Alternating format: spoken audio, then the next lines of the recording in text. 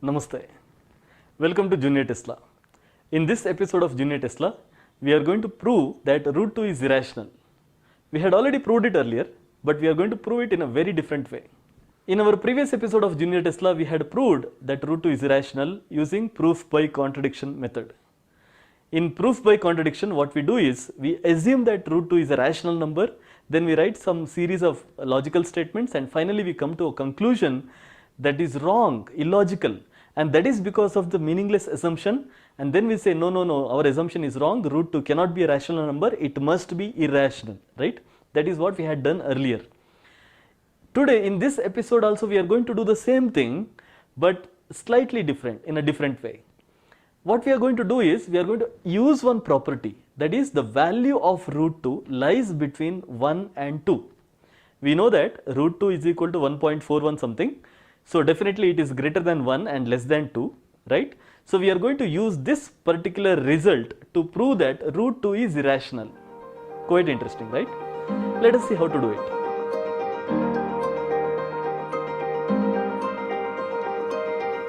We are going to take, okay, so 1 less than root 2 less than 2, this is the inequality just now I told you. So we are going to say or assume that root 2 is equal to p by q, a rational number.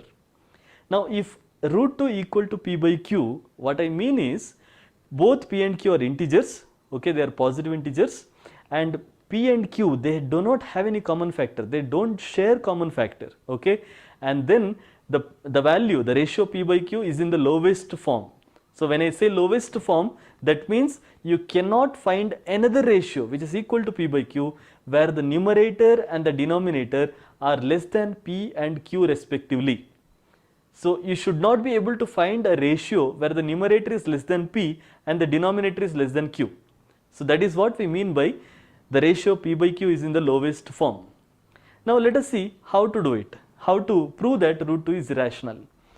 We have taken root 2 equal to p by q, and from this I have clubbed these two, okay. So just now I had written the inequality 1 less than root 2 less than 2. Now in the place of root 2 I am writing p by q, because just now we assumed that root 2 equal to p by q. Now we have two inequalities here, 1 less than p by q, which means q less than p, right? So if q less than p, then 2q is less than 2p, we just multiplied 2 on either side. So 2q minus p is less than 2p minus p, which is equal to p. So 2q minus p is less than p. So we got one inequality. This result is derived from this. Now similarly, let us take the second inequality, that is p by q is less than 2, which means p is less than 2q. So if p is less than 2q, then p minus q is definitely lesser than q. So p minus q is lesser than q. This is the second inequality that is derived from the second part of this inequality. So we got two inequalities, okay. Now let us keep it aside and let us come back to the main part of the theorem. Now here p by q, that is also equal to p into p minus q divided by q into p minus q. Here p minus q is a positive value, remember, because p is greater than q. Why? Because p by q is representing root 2 and root 2 is lying between 1 and 2. So definitely the value of root 2 is greater than 1. That means the ratio p by q is greater than 1. So any ratio that is greater than 1, the numerator is greater than the denominator, and that is why p is greater than q. And that is why p minus q is a positive value. So it is multiplied and divided to the ratio p by q. The ratio's sign is not changed. So we will simplify it further. So p into p minus q becomes p square minus pq, and q into p minus p becomes pq minus q square. Now in the numerator we have p square, which is equal to 2q square, because just now we told root 2 equal to p by q. So if you square it, you will get 2q square equal to p square.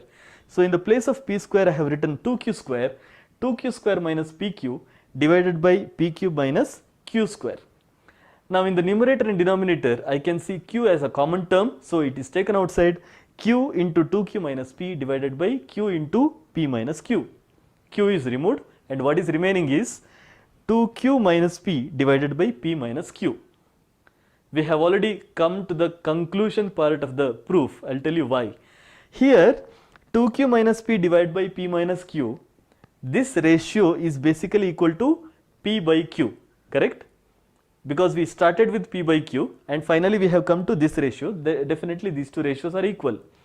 But here is the catch. 2q minus p is basically lesser than p. Just now we had found the inequality 2q minus p is less than p. Similarly, p minus q is less than q. That means we have found a ratio which is equal to p by q, where the numerator of the new ratio is less than p and the denominator of the new ratio is less than q.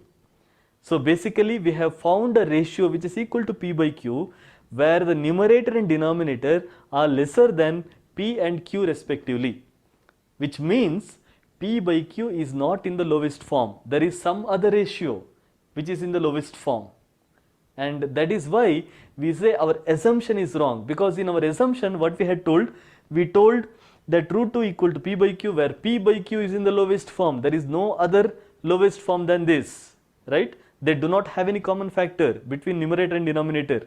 So we had assumed that p by q is in the lowest form, but here we have come to a conclusion where we find another ratio where the numerator and denominator are lesser than p and q respectively. That means p by q cannot be in the lowest form, a contradiction to our assumption. Therefore our assumption is wrong, and then we say root 2 cannot be a rational number, it must be an irrational number. Here the beauty of this proof is, you need not stop the proof here, you can go further.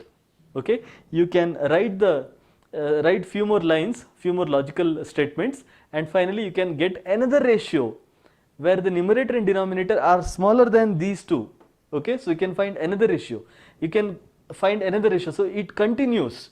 You can find n number of ratios where each ratio's numerator and denominator are smaller than the previous ratio, and that is why definitely we can say p by q cannot be in the lowest form, right?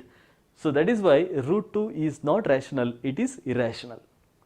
I hope you enjoy this unique proof for root 2 is irrational. Thank you. For more videos on maths learning, please subscribe our YouTube channel Tesla Education. Also, let us know in the comment section about the topics you would like to learn so that we bring more videos to you. Thank you.